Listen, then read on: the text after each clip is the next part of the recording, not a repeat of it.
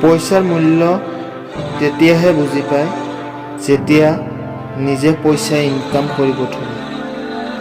আপোনালোকে লক্ষ্য কৰিছেনে, যিসকল ব্যক্তিয়ে কমকৈ কথা কয় সেইসকল ব্যক্তিয়ে ভাল পায় যিজন মানুহ, সেইজন মানুহৰ লগত বহু বেছি কথা কয়।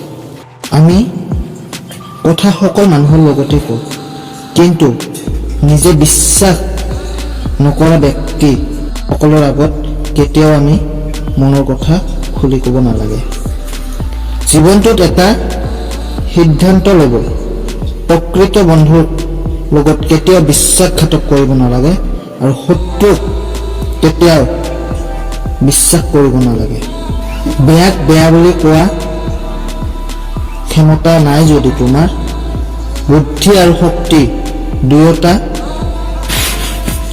জীৱনত অহংকাৰ এনেকুৱা হ'ব লাগে, যাৰ যেনেকুৱা ব্যৱহাৰ তাক তেনেকৈ ব্যৱহাৰ কৰিব লাগে। জীৱনটোত এটা এনেকুৱা সম্পৰ্ক হোৱা উচিত যাক নিজৰ দুখ সুখ সকলো বিষয় আলোচনা কৰিব পাৰি তেখেতৰ লগত। জীৱনত সেইজন ব্যক্তি মৰম পোৱা উচিত যিজন ব্যক্তি মৰমৰ বাবে উপযোগী। জীৱনটো শেষ হ'বলৈ ধৰিছে, সুখ নেজানো ক'ত আছে লুকাই।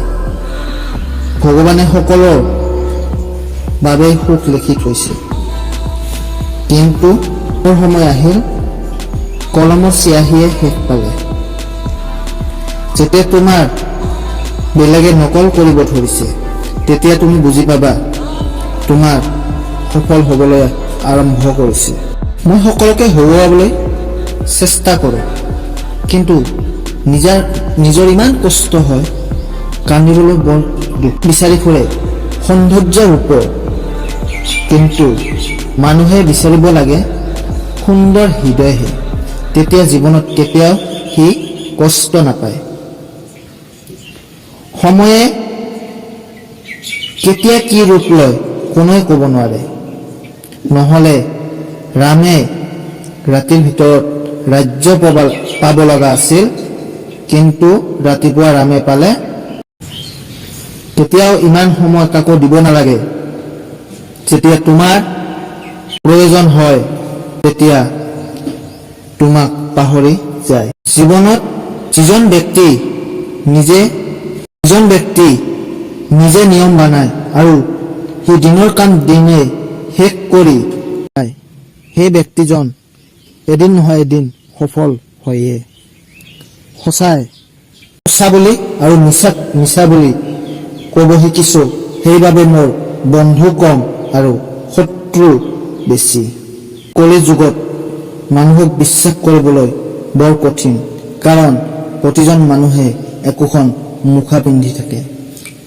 তো আপোনাৰ লগত এজন আৰু ভিতৰতহি অইন এজনহে ব্যক্তি। যদি আপোনালোকৰ ভিডিঅ'টো ভাল লাগে, এটা লাইক আৰু এটা ছাবস্ক্ৰাইব কৰি দিব। ধন্যবাদ। জয় আই অসম।